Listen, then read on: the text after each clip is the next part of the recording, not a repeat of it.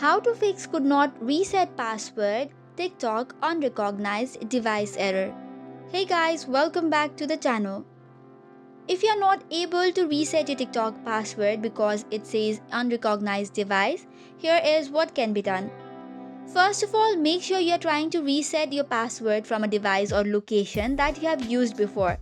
TikTok flags new devices for security.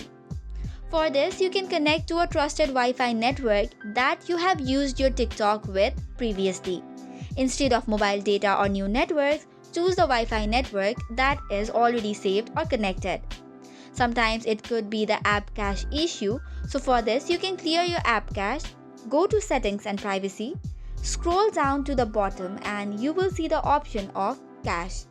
From there, tap on Free Up Space and then tap on the Clear button next to the cache.